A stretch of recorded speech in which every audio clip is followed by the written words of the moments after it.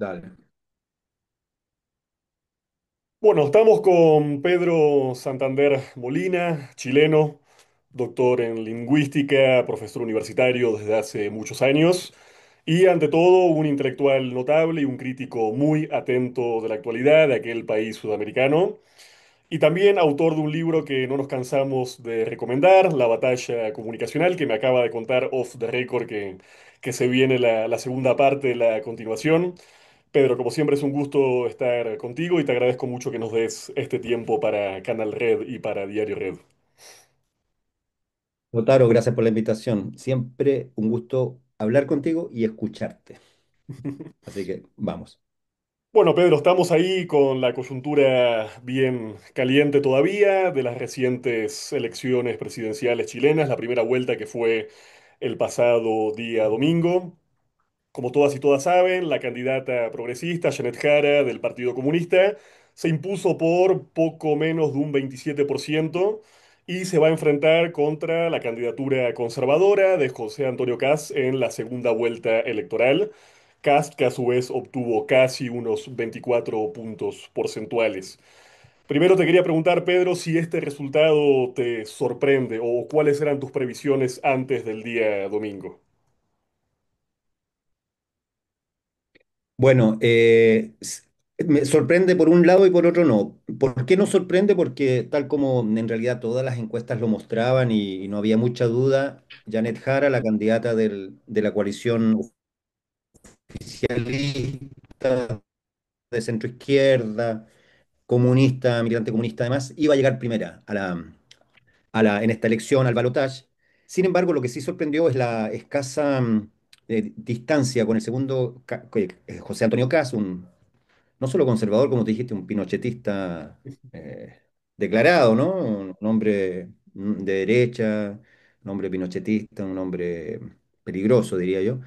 Pero la distancia con él fue de 2, no más de 3 puntos, entonces eso es complicado, eso deja muy en una situación bastante débil desde mi punto de vista la candidatura de Janet Jara para la segunda vuelta. Se esperaba que ella pudiera, por un lado, estar más arriba del 30%, rozar ese 33, 35% de aprobación que tiene este gobierno y que le sacara más de 5 puntos de ventaja a José Antonio Cast. Entonces, ahí están los elementos que sorprendieron y los que no.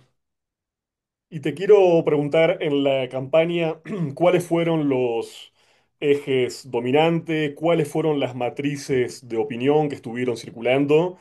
Y sobre todo, ¿qué crees vos que decidió el voto de la ciudadanía y particularmente de un electorado, digamos, históricamente abstencionista que se vio obligado de alguna forma a votar bajo esta modalidad, en cierto sentido novedosa, al menos en elecciones presidenciales del voto obligatorio? De vuelta, ¿qué definió en general, crees, en su mayoría el voto de la ciudadanía chilena?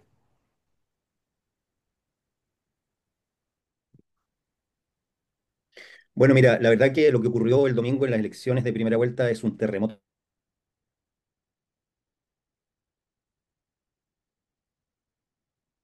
político y para los cuales en realidad no hay muchas respuestas absolutamente claras todavía. Por lo tanto, esta entrevista contigo es en caliente, sobre la marcha. Hay muchas preguntas, hay muchas dudas, ¿no? Pero sí, yo creo que en primer lugar podemos decir que aquí esto es un terremoto político. eh, que nos pone, como tú bien dijiste al principio, ante un escenario donde cerca, uno pudiera decir que casi el 70% del electorado chileno se inclina hacia la derecha, ¿no? Y no cualquier derecha. Un 55, casi 60% de ese electorado se inclina por una derecha protofascista, pinochetista, conservadora, etcétera. Eso ya es un terremoto político para todo el mundo liberal, progresista, que venía encabezando la transición a la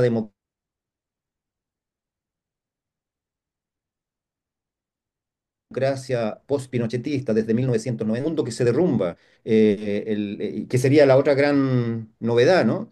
Que el mundo progresista, porque vamos a usar ese término ahora,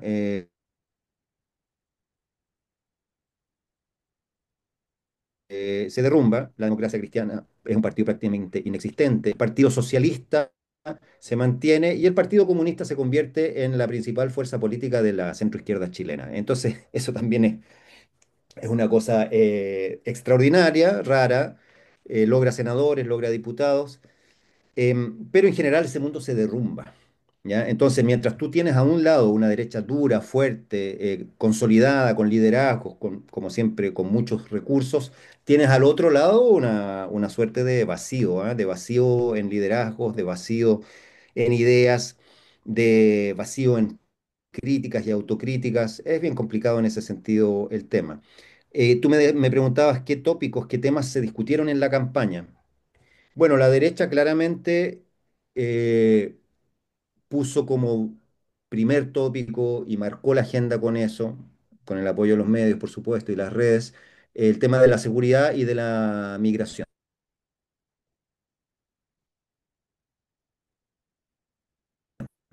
¿no? Esos son los dos temas, los dos grandes temas que la derecha supo imponer como marcos de discusión, sobre todo el de la seguridad. Eh, y en base a ese tema de la seguridad, debido a bueno, a la delincuencia, a la presencia del narco, efectivamente a una serie de problemas que tenemos que son muy propios de nuestros países latinoamericanos, la derecha es una campaña inteligente, eh, muy centrada en eso, asusó, como suele hacer el fascismo, asusó el racismo con el tema de la migración. eh, Prometió sacar a 1,5 millones de migrantes en aviones, ponerlos en el típico discurso que todos conocemos, ponerlos en la frontera, a lo Trump, ¿no? Eh, y en tanto, en el otro lado, en el lado del oficialismo, de la candidatura de centro izquierda, yo te diría cuáles fueron los tópicos ahí. Yo creo que ahí hay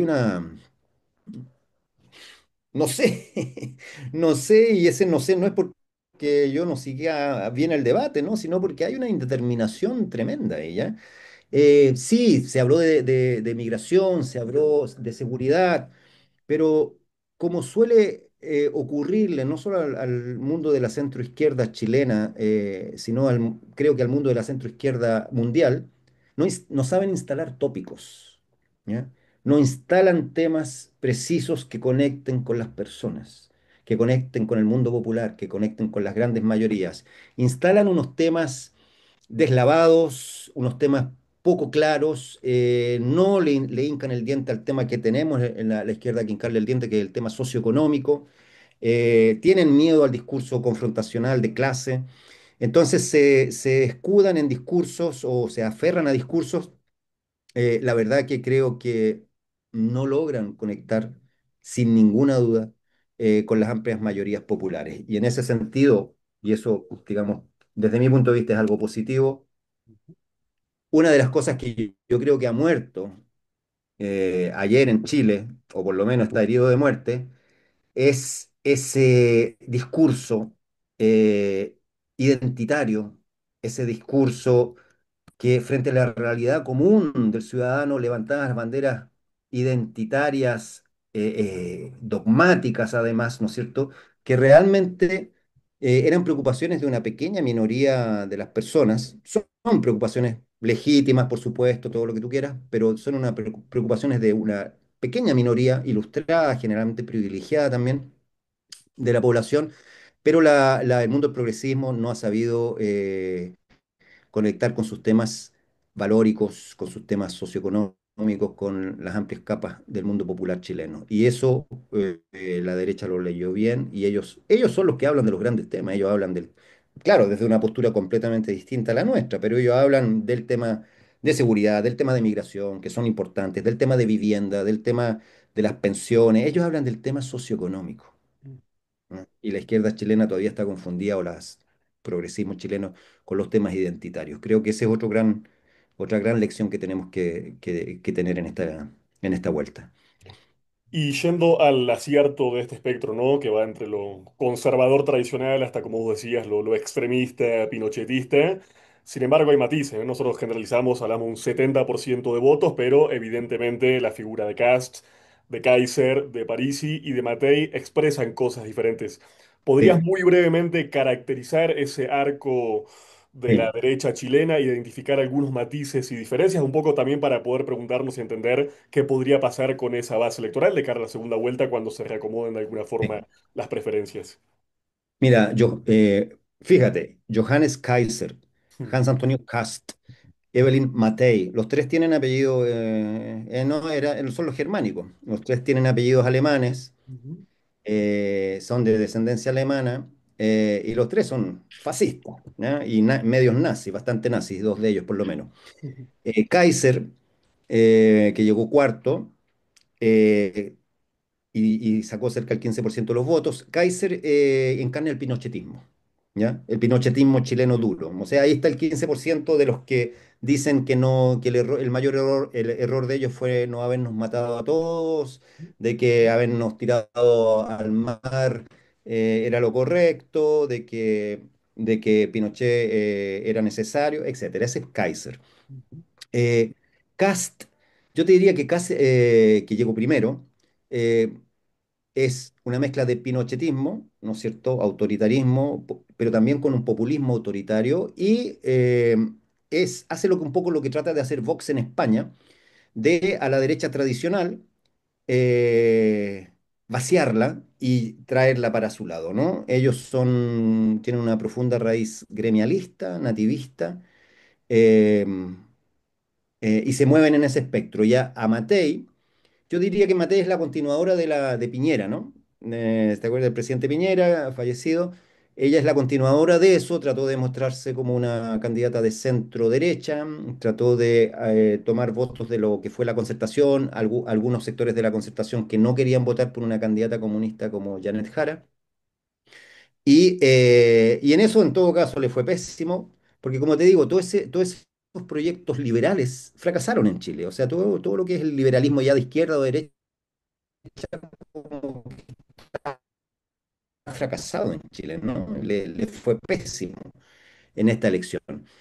Eh, y finalmente París, además lo estudio con mis, con los chicos con los que yo investigo en mi facultad, porque es un fenómeno político comunicacional muy interesante.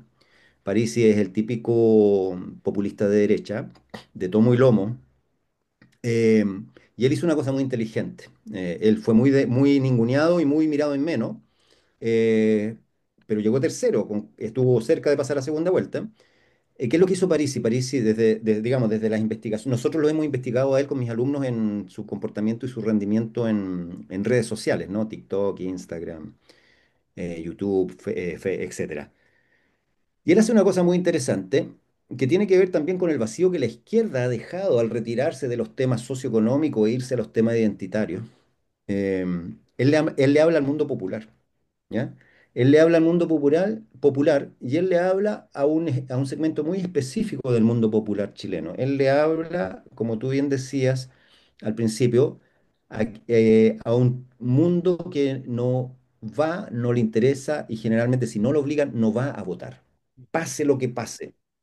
Y en Chile, entre el 50 y el 60% de las personas, si no la obligas, no van a votar. ¿Ya? Y esta es la primera elección presidencial que tenemos con voto obligatorio. Y entonces, ese 50-60% de personas que nunca van a votar, no importa qué esté en juego, no importa, no van a ir. A ese segmento Parisi se dirigió, no le interesó otro segmento. Y en ese segmento él captó, bueno, yo no sé cómo llegan a esas cifras, pero hoy decían que capta un más o menos el 70% del votante obligado, ¿ya? Que es un votante que tiene sus características, ¿no? Tiene entre 18 y 35 años, tiene eh,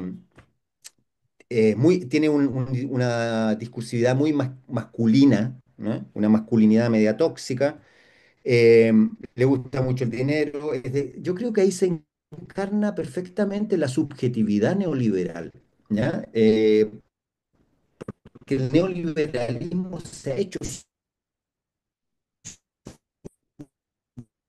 subjetividad también, algo que muchas veces nosotros desde las perspectivas más críticas y marxistas nosotros se vuelven subjetividad, y egoísta, consumista, etcétera. Y creo que ese votante al que apunta Parisi y que lo logró atraer fundamentalmente mediante la acción de redes sociales, porque la diferencia de otros candidatos hizo mucho menos territorio, terreno, ¿ya? Él tiene una performance excelente, interesantísima en redes sociales, ¿no? Fundamentalmente YouTube, TikTok e Instagram. Y ahí estuvo muy bien. Y logró conectar con ese electorado que te digo que es de los sectores populares, que es bastante joven y que se define como apolítico. Y esos le dieron más de 2 millones casi 2,5 millones de personas votaron por él. Bueno, ahora quería, Pedro, hacer un poquito de raconto histórico, porque de vuelta, si uno va a la foto, a la radiografía actual de este Chile contemporáneo, cuesta reconocerlo en el país que teníamos hace apenas 6 años, cuando más de 1 millón de personas se movilizaron en el estallido social, y cuando, por ejemplo, en el 2020 casi el 80% de la población votó iniciar un proceso constituyente para reformar la Carta Magna legada por la dictadura de Pinochet. Sé que es una pregunta compleja y muy profunda, pero en grandes trazos, ¿qué pasó en estos 6 años para que de alguna forma se produjera este viraje? Lo cual está muy relacionado a una pregunta balance en torno a qué consiguió y qué no consiguió el gobierno de Boric en esta etapa y bueno, cómo se explica de alguna forma esta gran frustración constitucional de no poder dejar atrás esa constitución generada por el conocidísimo tirano chileno. Tú bien lo dices, hoy se cierra un ciclo que se abrió el 2019 con un estallido social profundo, tremendo, intenso, extenso. Solo el COVID lo paró y que estuvo a punto de costarle la presidencia a Piñera, ¿no? Ujú, A punto. Una movilización social grande, hermosa, rupturista, que termina hoy con un, un pinochetista restaurador a puertas de la moneda, ¿no? Porque fíjate tú que si hay algo que hace la derecha chilena en sus propuestas, ¿ya? Es proponer un retorno. ujú, La derecha chilena que está ganando hoy no propone una visión de futuro de país, propone un país que vuelve a la mano dura, que vuelve al autoritarismo, que vuelve a sacar los militares a la calle, que vuelve a militarizar las fronteras, que vuelve a indultar a violadores a los derechos humanos. Todo eso propone la derecha, ¿ya? Que vuelve a fortalecer el sistema de pensiones de capitalización individual. Es decir, la propuesta de la derecha es una propuesta no solo restauradora, sino que es una vuelta al pasado. Y no lo ocultan, ¿ah? No lo ocultan, lo dicen tal cual. Nunca estuvimos tan bien como con Pinochet, así bueno, en tanto la propuesta realmente del mundo progresista uno dice, ¿cuál es? Mira, no lo sé, pero me parece que a muchos países nuestros les pasa eso. Me parece que al mundo progresista argentino le pasa lo mismo. Milei propone una cosa clarísima, ¿ya? Tiene una ruta. Dice, esta es mi propuesta. Sociopática, horrorosa, ok, pero ahí va la propuesta. ¿Cuál es la propuesta del mundo progresista? ¿Ya? Frente a este país, nosotros proponemos este otro país. Yo, en el caso de Chile, y tú me preguntabas por Boric. En el caso de Chile, yo creo que una de las grandes deudas que tiene este gobierno, el gobierno de Boric, es esa, que no supo proponer ni transformar una visión de país. Boric asume después del estallido social, eh, compitió con Kast, asume con un mandato de transformación. Asume bien, asume con buenos votos, asume y encarna una esperanza de que la izquierda llegó al poder. Llega al poder con el Partido Comunista y no solo no hace transformaciones, sino que empieza a aplicar medidas que eran de la derecha. ¿Ya? Medidas como fortalecer las AFP, medidas como militarizar la frontera, militarizar el norte, militarizar la zona mapuche, el Gualmapu, em, geopolíticamente hablando, horroroso Boric, horroroso. O sea, Boric está más a la derecha que otros mandatarios latinoamericanos en su relación con Venezuela, con Cuba. Entonces Boric es una gran desilusión y un gran culpable desde mi punto de vista de cómo el estallido social del 2019 termina en esto, ¿no? Con esa posición prescindente, con esa posición timorata, con esa posición no propositiva, no transformadora, caímos en esto y yo creo que otra crítica que la izquierda tiene que hacerse es que mira, estuvimos a punto, tuvimos todo en nuestras manos para cambiar este país. Estuvimos a punto de modificar las bases institucionales y estructurales de Chile. Eh, pero se nos olvidaron dos cosas. Se nos olvida que la derecha también tiene experiencia de lucha, y más que nosotros. ¿Ya? La derecha tiene experiencia de lucha acumulada a la burguesía, ¿no? Desde hace 300 años, 400 años, que tiene experiencia de lucha acumulada. Defienden sus intereses con uñas y dientes sin reparos éticos ni morales de lo que hay que hacer, y ellos usaron muy bien todos sus recursos y sus dispositivos comunicacionales, monetarios, de todo tipo, para revertir el proceso que venía, y en eso encontraron un aliado que fue, desde mi punto de vista, la tontería,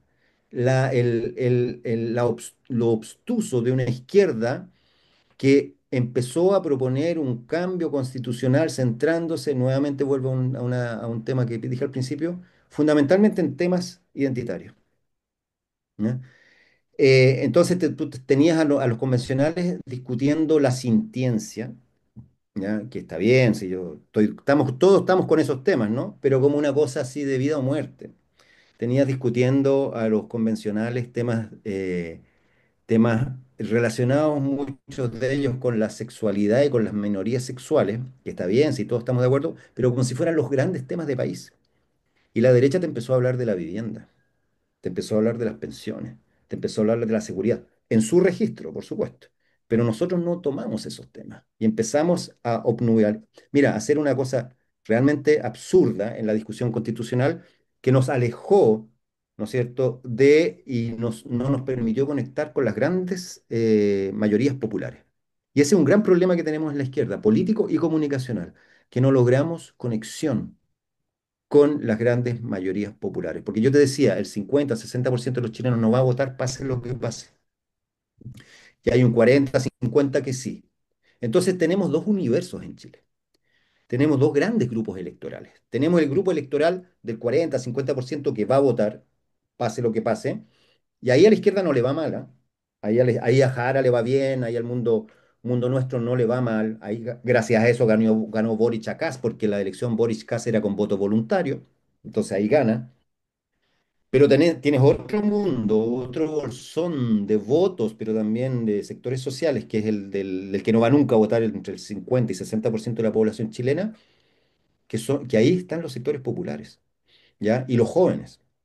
Y ahí nos va pésimo, nos va pésimo a la izquierda, ¿no? Le va pésimo al mundo progresista. Y ahí entra la derecha con la propuesta restauradora y de vuelta al pasado de la mano dura, de la seguridad, etcétera.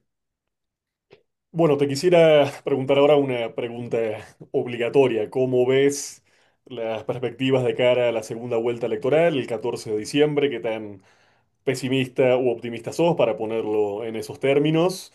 Y sobre todo preguntarte con esta caracterización de estos dos universos electorales que mencionabas y bueno, de la base social de cada una de las candidaturas, ¿en qué estanque podría llegar a pescar la candidatura de Jara y los sectores progresistas en general?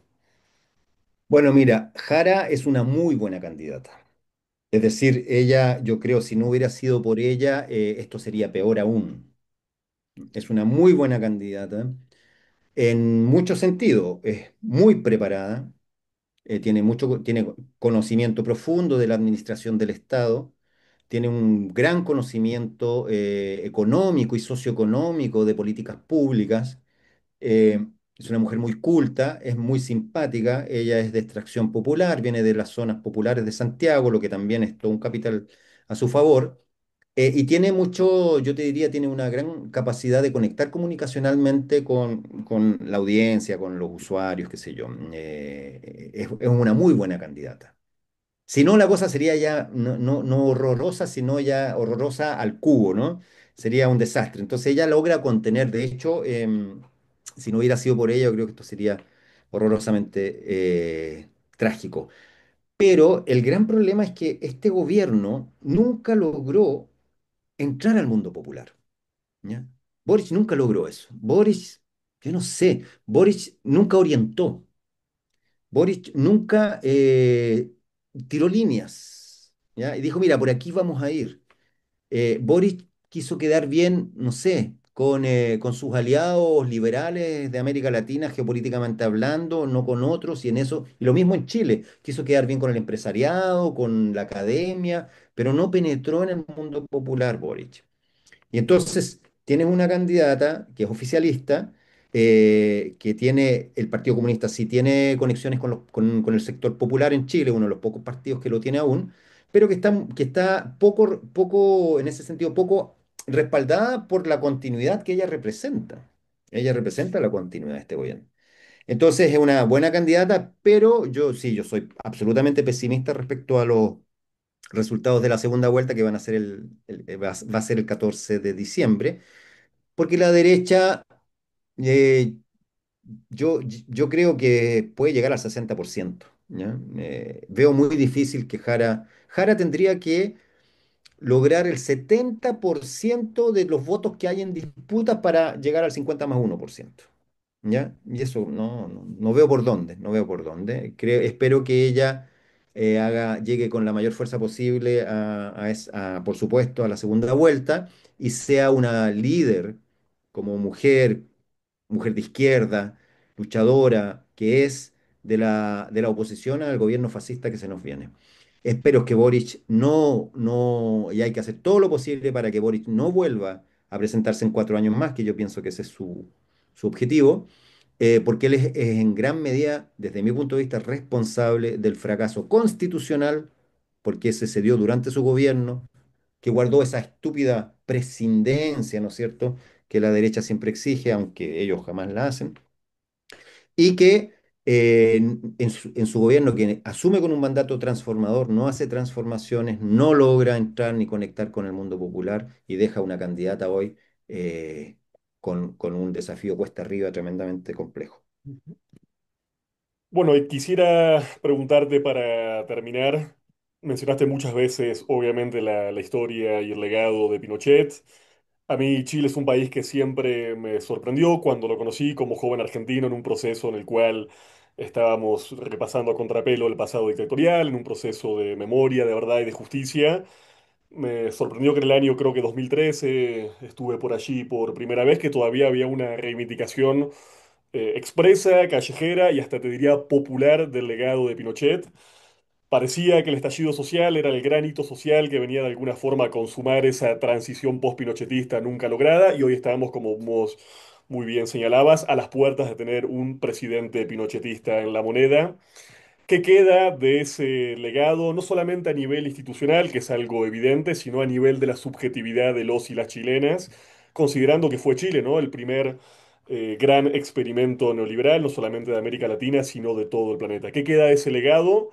Y del otro lado de la moneda, ¿qué alternativas emancipatorias crees que de alguna forma se están cuajando, incluso más allá del escenario político electoral, que es complejo, como muy bien vos lo decías? Mira, como te decía al principio, es difícil hoy dar respuestas con certeza en algunos temas, ¿no? Porque estamos todos terremoteados, ¿no? Y si bien en Chile tenemos experiencia con terremotos, porque venimos de dos derrotas históricas muy fuertes en muy poco tiempo. Primero, la derrota constitucional que llegamos al proceso constitucional gracias a una rebelión popular, un estallido social inmenso, y lo perdimos. Y lo perdimos, pero patéticamente. 60-38, 62-38, en la elección por una nueva constitución o porque se mantenga la de Pinochet, y ganó la opción de que se mantenga la de Pinochet con un 62%. Y ahora esta segunda derrota, la de ayer, la del domingo, la que va a significar que un pinochetista llegue a la moneda, son dos derrotas históricas muy fuertes, porque en realidad es como bueno, obviamente en términos del costo de vida, no, pero es diría la mayor derrota nuestra desde el golpe de Estado del 73, que un pinochetista como Kast, cuya familia está absolutamente vinculada a uno de los peores casos de masacres después del golpe en la zona de Paine, que es una zona campesina donde en una pequeña localidad se asesinó a 70 campesinos después del golpe, que son detenidos desaparecidos. Bueno, la familia de él es de Paine y estuvo absolutamente metida como en la persecución y aniquilamiento de esos campesinos que eran allendistas. Entonces, que él vuelva que él sea y que además es descendiente alemán, trazas hasta llegar al nazifascismo, haces la traza, que llegue es una dura derrota. Entonces, ¿qué viene ahora? Mira, yo creo que el liderazgo va a depender mucho del liderazgo que Janet Jara asuma. Yo creo que para combatir y confrontar lo que se nos viene, hacen falta liderazgos fuertes y espíritus templados. Aquí el wokismo, el progresismo, el culturalismo, el pensamiento posmoderno nos sirve para enfrentar al fascismo. Todo eso no nos sirve. La única manera de enfrentar el fascismo en Chile ahora va a ser reconectar con los sectores populares donde la izquierda aún tiene presencia, la izquierda comunista y la izquierda extraparlamentaria la tiene, un poco el Partido Socialista la tiene, va a ser apostar a eso y va a ser tener posturas firmes y radicales frente a lo que se nos viene. No podemos tener medias tintas, lo que se nos viene es tremendo. Es decir, mira, ellos ya están planteando indultar a grandes violadores a los derechos humanos. No solo eso. em, Salió diputado por la zona mía de Valparaíso, yo creo que eso fue una de las cosas que más me dolió. Em, un ex carabinero, un ex policía, que era un policía activo de la represión durante el estallido social y fue el que, yo no sé si tuviste esa noticia, Lautaro, porque fue noticia mundial, el que tiró a un chico de 16 17 años, lo tiró de un puente De un hacia el río puente. Mapocho. Me acuerdo, sí, me acuerdo. ¿Recuerdas? Ujú. Bueno, ese policía, ese criminal, es diputado, salió diputado Tremendo. por la lista de ellos, del Partido Republicano. El otro criminal, Crespo, el oficial Crespo, que dejó ciego a Gustavo Gatica, que salió diputado, afortunadamente Gustavo Gatica, bueno, ese tipo para ellos es un héroe y lo quieren reivindicar y lo han reivindicado en actos públicos, es decir, eso es lo que se nos viene, eso es lo que se nos viene. Ni te digo las políticas sociales, los recortes. Ya Kast dijo que quiere recortar 6.000 millones de dólares en gasto fiscal. Sabemos, ¿no? De dónde hacen esos recortes. Entonces lo que se nos viene es duro. Y otra cosa que no hizo este gobierno, disculpa, este gobierno no hizo el gobierno de Boric, una sola modificación del sistema comunicacional de este país, que es un sistema comunicacional que responde al neoliberalismo y que obviamente la derecha se lo encuentra ahí a sus anchas. Tampoco. Entonces también eso se nos viene. Se nos viene un gobierno que tiene un sistema de medios, un sistema comunicacional muy a su favor. Entonces la cosa que viene va a ser compleja. Espero, como dicen, ¿no? Que de estos terremotos nazca algo mejor de lo que había.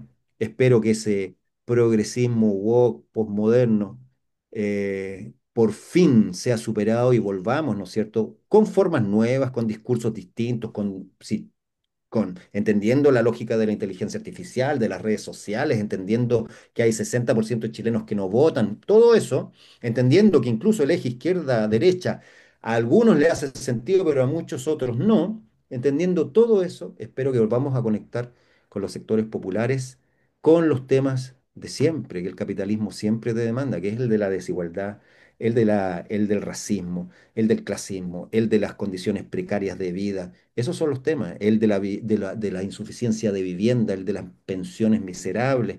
Esos son los temas que la izquierda nunca debería haber abandonado y yo espero que con el liderazgo de Jara y otros como ella podamos resurgir como tantas veces hemos hecho la izquierda, de las derrotas.